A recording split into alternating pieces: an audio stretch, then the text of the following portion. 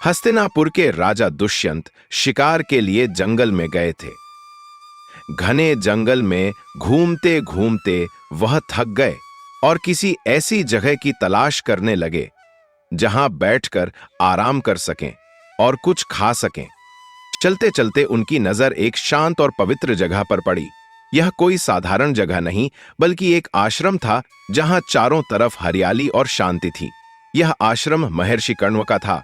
राजा दुष्यंत ने राहत की सांस ली और आश्रम की ओर बढ़े, लेकिन वहां पहुंचकर उन्होंने देखा कि महर्षि कण्व आश्रम में नहीं थे। तभी आश्रम से एक बहुत ही सुंदर लड़की बाहर आई। उसकी आंखों में गहराई थी, चाल में गरिमा थी और उसकी मुस्कान मन मोह लेने वाली थी। उसने राजा को देखकर विनम्रता से स्वागत किया और बोली, स्वागत है राजन। मेरे पिता महर्षि कण्व इस समय आश्रम में नहीं है, लेकिन आप हमारे अतिथि हैं। उनकी ओर से मैं आपका स्वागत करती हूं। मेरा नाम शकुंतला है। कृपया आश्रम में पधारें। राजा दुष्यंत उस लड़की की सुंदरता और उसकी मीठी वाणी से मोहित हो गए। उन्होंने मुस्कुराते हुए कहा, देवी, मैं हस्तिनापुर का राजा दुष्यंत हूं। शिकार के दौरान यहां आ पहुंचा। आपका यह पवित्र आश्रम देखकर मुझे बहुत शांति मिली। अगर अनुमति हो तो मैं कुछ समय यहां आराम करना चाहूंगा। शकुंतला ने सिर झुकाकर सहमति दी और राजा को आश्रम में बैठने के लिए जगह दी। वहां का माहौल बहुत शांत था। चारों तरफ पक्षियों की चहचहाहट, हल्की ठंडी हवा और पेड़ों की छांव से जगह और भी सुंदर लग रही थी। शकुंतला राजा के लिए पानी और फल लेकर आई और उनकी सेवा करने लगी। राजा दुष्यंत, जो अभी तक शिकार और अपनी थकान में डूबे हुए थे, अब सब भूल चुके थे। अब उनका ध्यान सिर्फ एक ही चीज पर था, शकुंतला। दुष्यंत थोड़ा संकोच में थे, लेकिन उनके मन में एक सवाल चल रहा था जिसे पूछने की हिम्मत जुटा रहे थे। आखिर उन्होंने हिचकिचाते हुए कहा, देवी, मेरे मन में एक प्रश्न है। यदि आपको बुरा न लगे तो क्या मैं पूछ सकता हूं? शकुंतला ने मुस्कुराते हुए बड़ी सहजता से उत्तर दिया, राजन, निसंकोच पूछिए। आप अतिथि हैं और अतिथि से कोई संकोच नहीं किया जाता। दुष्यंत ने थोड़ा झिझकते हुए लेकिन जिज्ञासा से भरे स्वर में पूछा, महर्षि कर्ण तो ब्रह्मचारी हैं, उन्होंने विवाह नहीं किया, फिर आप उनकी पुत्री कैसे हुई? यह सुनकर शकुंतला हल्के से मुस्कुराई। उनकी मुस्कान में न कोई संकोच था, न ही कोई दुख, बल्कि एक शांत स्वीकृति थी। उन्होंने विनम्रता से उत्तर दिया, राजन, मैं महर्षि कण्व की अपनी संतान नहीं हूं। उन्होंने मुझे जन्म नहीं दिया, लेकिन उन्होंने मुझे पिता के समान प्रेम और संरक्षण दिया। वास्तव में मेरा जन्म स्वर्ग की अप्सरा मेनका और महर्षि विश्वामित्र के मिलन से हुआ था। दुष्यंत को यह सुनकर आश्चर्य हुआ। उन्होंने थोड़ा गंभीर होकर पूछा, फिर आपके माता पिता आप कहां हैं? क्या आप उनके साथ नहीं रहती? शकुंतला ने हल्की सांस ली, जैसे अपने भीतर के भावों को संतुलित कर रही हो। फिर उन्होंने धीरे धीरे कहा, राजन, मेरी मां मेनका को देवराज इंद्र ने मेरे पिता महर्षि विश्वामित्र की तपस्या भंग करने के लिए भेजा था। उन्होंने अपने रूप और सौंदर्य से मेरे पिता का ध्यान तपस्या से हटा दिया। इसी दौरान मेरा जन्म हुआ, लेकिन जब मैं इस संसार में आई तो मेरी मां मुझे छोड़कर स्वर्ग लौट गईं। उन्हें ऐसा करने के लिए बाध्य किया गया था। यह सुनकर दुष्यंत थोड़े गंभीर हो गए। उन्होंने फिर पूछा, और आपके पिता महर्षि विश्वामित्र, उन्होंने आपको क्यों नहीं अपनाया? शकुंतला की आंखों में एक पल के लिए हल्का सा दर्द झलका, लेकिन उन्होंने अपनी भावनाओं को संयमित रखा और शांत स्वर में बोली, राजन, मेरे पिता एक महान तपस्वी थे। जब मेरी मां के जाने के बाद उन्हें एहसास हुआ कि वह अपनी तपस्या से भटक चुके हैं, तो उन्होंने मुझे अपनाने के बजाय पुनः अपनी साधना में लीन होने का निर्णय लिया। उन्होंने मुझे स्वीकार नहीं किया क्योंकि उनका मार्ग भिन्न था। दुष्यंत यह सुनकर कुछ क्षणों के लिए सोच में पड़ गए। एक बच्ची जिसे जन्म देने वाले माता पिता ने ही छोड़ दिया था, फिर भी वह इतनी शांत, सुलझी हुई और संस्कारी थी। शकुंतला ने उनकी गंभीरता को भांपते हुए अपनी बात आगे बढ़ाई। जब मेरे माता पिता ने मुझे त्याग दिया, तब महर्षि कण्व ने मुझे अपनी संतान के रूप में अपनाया। उन्होंने न केवल मेरा पालन पोषण किया, बल्कि मुझे संस्कार, ज्ञान और जीवन के मूल्यों की शिक्षा भी दी। उन्हीं की दी हुई शिक्षा के कारण मैं आज इस योग्य हूं कि अतिथियों का आदर और सत्कार कर सकूं। दुष्यंत ने यह सुना तो उनके हृदय में एक नया सम्मान जागा। अब वे केवल शकुंतला की सुंदरता से ही प्रभावित नहीं थे, बल्कि उनके गुण, संस्कार और आत्मसम्मान से भी बहुत प्रभावित हुए। उन्होंने श्रद्धा से कहा, आप सच में बहुत भाग्यशाली हैं देवी। महर्षि कर्णव ने आपको न केवल अपनी संतान की तरह पाला, बल्कि आपको इतनी योग्य, संस्कारी और आत्मनिर्भर भी बनाया। यह उनके महान व्यक्तित्व को दर्शाता है। शकुंतला ने सिर झुका लिया। उनकी विनम्रता उनके संस्कारों को और स्पष्ट कर रही थी। उन्होंने सौम्यता से कहा, हाँ राजन, मैं स्वयं को बहुत सौभाग्यशाली मानती हूँ कि मुझे महर्षि कर्णव जैसे पिता मिले। उन्होंने मुझे माँ और पिता दोनों का प्यार दिया। उन्होंने मुझे सिखाया कि जन्म देने वाले ही माता पिता नहीं होते, बल्कि जो स्नेह से पालते हैं, सही राह दिखाते हैं, वही सच्चे माता पिता होते हैं। दुष्यंत अब पूरी तरह से मंत्रमुग्ध हो चुके थे। शकुंतला की सुंदरता ने उन्हें आकर्षित किया था, लेकिन अब उनकी बुद्धिमत्ता, उनकी विनम्रता और उनके संस्कारों ने उन्हें और भी अधिक प्रभावित कर दिया था। उनके मन में शकुंतला के प्रति गहरा सम्मान और अनुराग उत्पन्न होने लगा था। शकुंतला की बातें सुनकर दुष्यंत के मन में उसके प्रति गहरा सम्मान जाग उठा। अब वह सिर्फ उसकी सुंदरता से ही नहीं, बल्कि उसके विचारों, संस्कारों और उसकी सादगी से भी प्रभावित हो चुके थे। उन्होंने हल्की मुस्कान के साथ कहा, देवी, महर्षि कर्णव ने न सिर्फ आपको अपनाया, बल्कि आपको अपार स्नेह और उत्तम संस्कार भी दी हैं। आप केवल रूप से ही आकर्षक नहीं हैं, बल्कि बुद्धिमान, गुणवान और बेहद विनम्र भी हैं।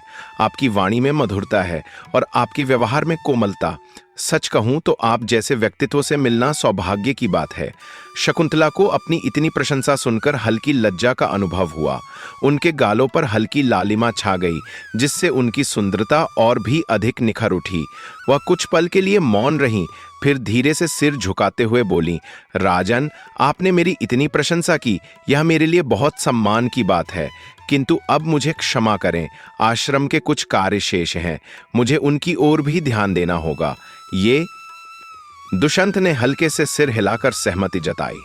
उन्होंने चाहा कि वह शकुंतला से और बातें करें, लेकिन वह जानते थे कि आश्रम में रहते हुए उसे अपने कार्यों का भी ध्यान रखना होगा।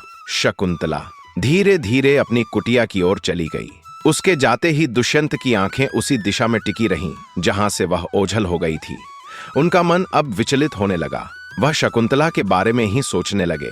वह सिर्फ अनुपम सुंदरता की धनी नहीं है, बल्कि उसके हाव भाव, उसकी वाणी और उसका व्यवहार भी उतना ही आकर्षक है। उसकी बुद्धिमत्ता, शिष्टाचार और कोमल स्वभाव ने मेरे हृदय पर एक गहरी छाप छोड़ दी है।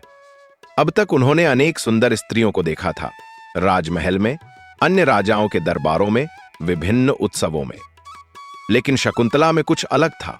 वह सिर्फ सुंदर नहीं थी, बल्कि उसकी सादगी, उसकी स्वाभाविक विनम्रता और उसकी बातों में जो गरिमा थी, वह उसे और भी विशेष बना रही थी। दुष्यंत को यह एहसास हुआ कि वह केवल एक राजकुमारी या अप्सरा जैसी सुंदर नहीं थी, बल्कि एक गहरी सोच और स्नेह से भरी स्त्री थी। अब वह अपने मन को रोक नहीं पा रहे थे। वह महसूस कर रहे थे कि वह धीरे धीरे शकुंतला के प्रति आकर्षित होते जा रहे हैं, बल्कि यह आकर्षण अब एक गहरे भाव में बदलने लगा था। क्या यह केवल एक साधारण आकर्षण है या फिर यह कुछ और है? उन्होंने स्वयं से प्रश्न किया। इधर अपनी कुटिया में बैठी शकुंतला भी विचलित थी। वह दुष्यंत के बारे में ही सोच रही थी। उनके व्यक्तित्व में एक अलग ही तेज था। वह राजसी ठाठ बाट में पले हुए एक वीर, बलशाली और पराक्रमी पुरुष थे, लेकिन इसके साथ साथ उनकी वाणी में मधुरता थी, स्वभाव में सरलता थी और आंखों में गहरी संवेदना थी। उसने कई राजाओं और राजकुमारों के बारे में सुना था, लेकिन दुष्यंत जैसे व्यक्तित्व से वह पहली बार मिली थी। उनका व्यक्तित्व इतना प्रभावशाली क्यों लग रहा है? उसने खुद से प्रश्न किया। धीरे धीरे उसके मन में यह भाव गहराने लगा कि कहीं ना कहीं वह दुष्यंत के प्रति विशेष अनुराग महसूस करने लगी है। उसकी छवि उसकी आंखों के सामने बार बार घूम रही थी। ऊंचा कद, बलशाली शरीर, सौम्य चेहरा, गहरी आंखें और एक आत्मविश्वास से भरी मुस्कान। क्या यह वही व्यक्ति है जिसके साथ मैं अपना जीवन बिताना चाहूंगी? उसने मन ही मन सोचा। वह समझ नहीं पा रही थी कि यह भावनाएं क्या हैं। यह एक नया एहसास था जिसे उसने पहले कभी महसूस नहीं किया था। उधर दुष्यंत भी पूरी तरह से विचारों में डूब चुके थे। अब उनका मन एक ही निर्णय ले चुका था, मैं महर्षि कर्णव से अवश्य मिलूंगा। मुझे संबंध दुष्यंत अब राजधानी लौटना चाहते थे। लेकिन महर्षि कण्व से मिले बिना जाना ठीक नहीं लगता था। वैसे भी उनके रुकने की एक और बड़ी वजह थी, शकुंतला। पहले जो बस एक हल्का आकर्षण था, वह अब गहरे प्रेम में बदल चुका था। दुष्यंत हर वक्त बस शकुंतला के बारे में ही सोचते रहते। उनके मन में एक ही ख्याल आता, कैसे अपने दिल की बात कहें। उधर शकुंतला भी अब पूरी तरह से दुष्यंत के प्रेम में डूब चुकी थी। वह भी चाहती थी कि दुष्यंत अपने मन की बात जाहिर करें। एक दिन जब शकुंतला आश्रम के पास बहने वाले झरने से पानी लेने गई, तो दुष्यंत भी चुपचाप उसके पीछे पीछे चल दिए। शकुंतला को एहसास हुआ कि कोई उसके करीब आ रहा है। जब उसने मुड़कर देखा तो दुष्यंत को अपने सामने पाकर मुस्कुरा दी और बोली, राजन, आप यहां क्यों आए हैं? दुष्यंत ने गहरी सांस ली, मानो खुद को साहस दे रहे हों। फिर धीरे से बोले, शकुंतला, मैं यहां सिर्फ तुम्हें देखने नहीं आया, मैं तुम्हें अपने दिल की बात कहने आया हूं। शकुंतला ने थोड़ा चौंकते हुए उनकी तरफ देखा।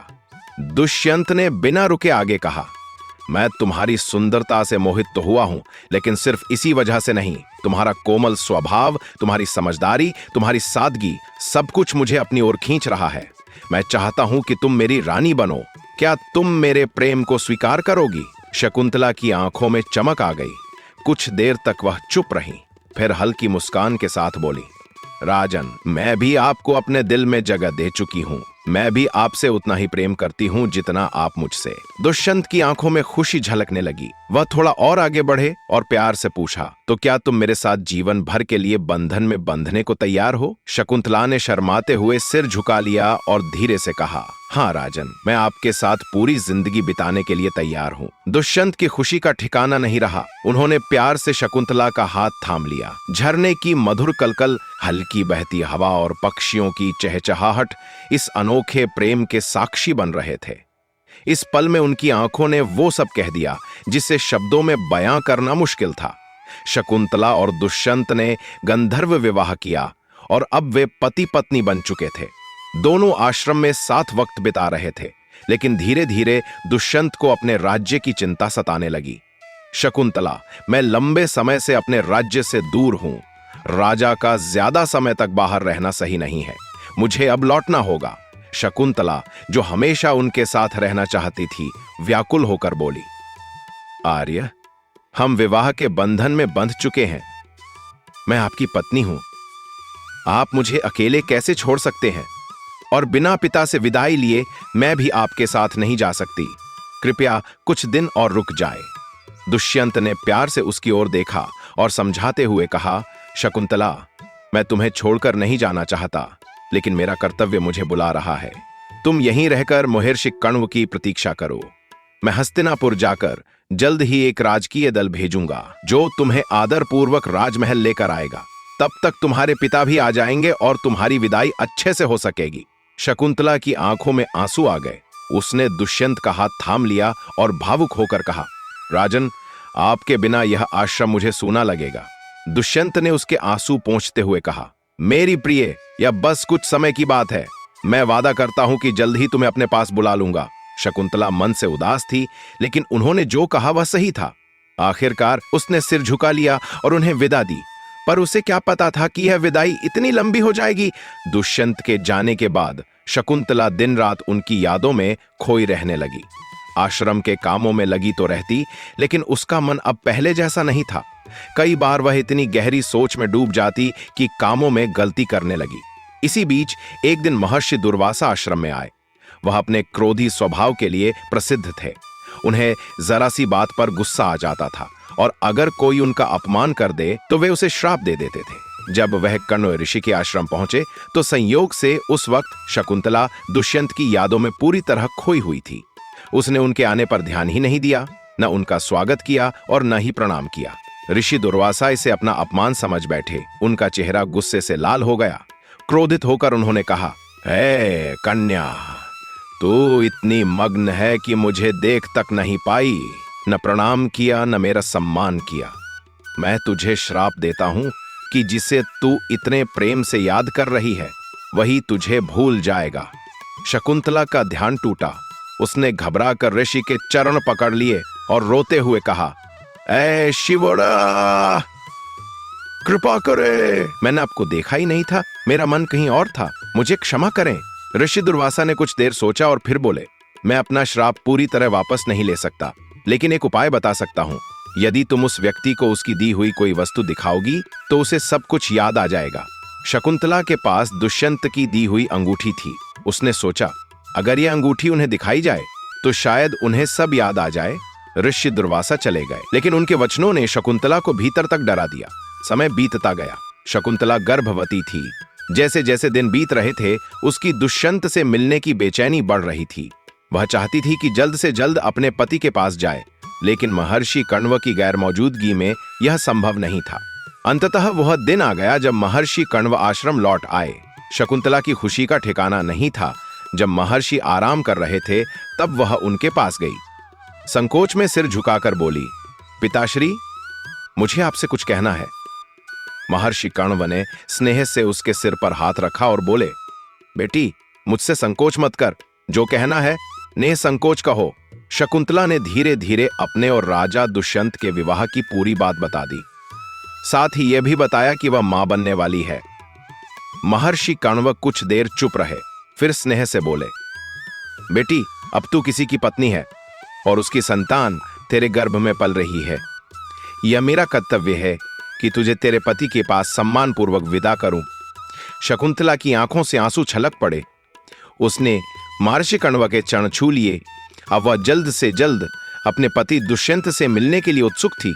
शकुंतला की आंखों में उत्सुकता और थोड़ी चिंता थी।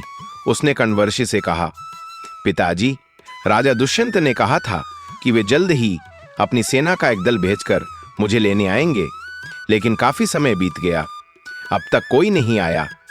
कण्वर्षि ने शकुंतला की ओर देखा और बोले, अब और इंतजार करने की जरूरत नहीं है। अगर राजा दुष्यंत ने कोई संदेश नहीं भेजा और न ही कोई सैनिक आया तो मैं खुद तुम्हें वहां भेजने का इंतजाम करता हूं।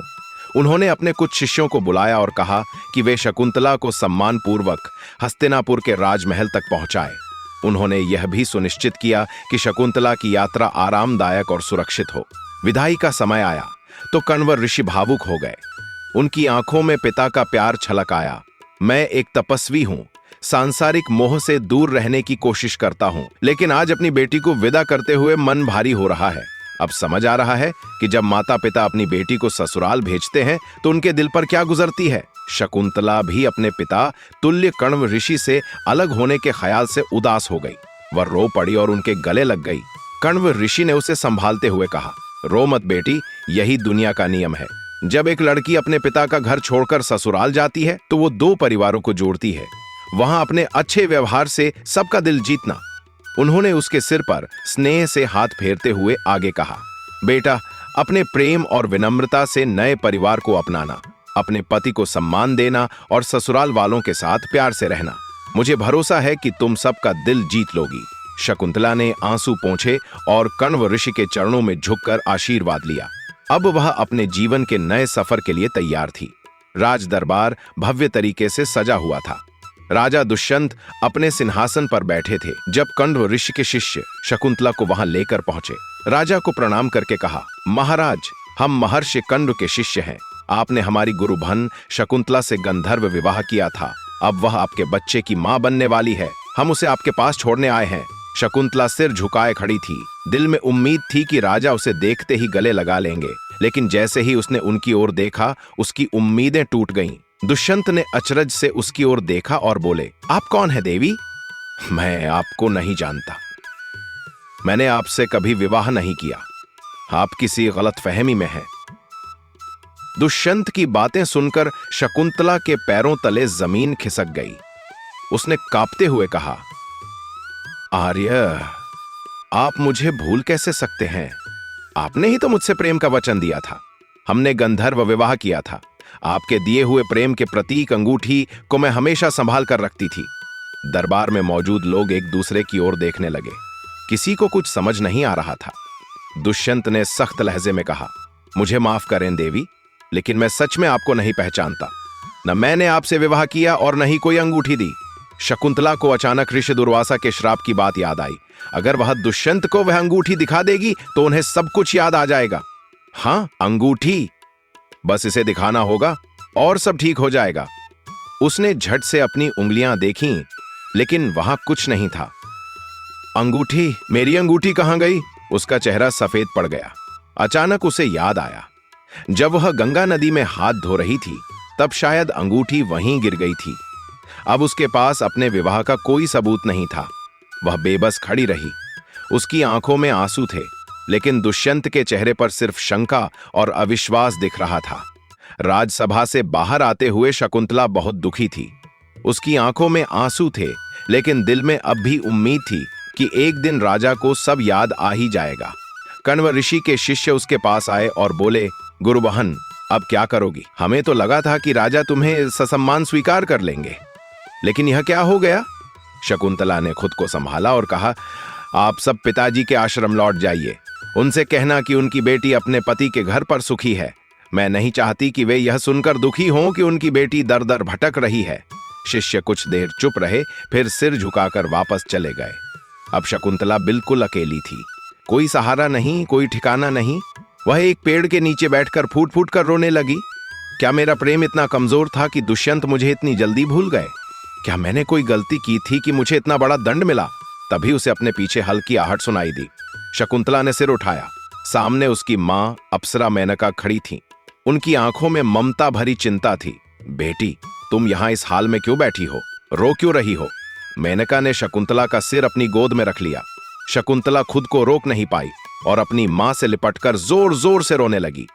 मां, मेरे साथ बहुत बड़ा अन्याय हुआ है। मेरे पति ने मुझे पहचानने से इनकार कर दिया। उन्होंने मुझे अपनी पत्नी मानने से मना कर दिया। मैं उन्हें सब कुछ याद दिलाना चाहती थी, पर वह अंगूठी ही खो गई। अब मैं कहां जाऊं? मेनका ने उसके सिर पर हाथ फेरते हुए कहा, बेटा, धैर्य रखो। भगवान के न्याय में देर हो सकती है, लेकिन अंधेर नहीं। अभी तुम गर्भवती हो। तुम्हें अपने अजन्मे बच्चे के बारे में सोचना चाहिए। पर मां, मैं कहां जाऊं?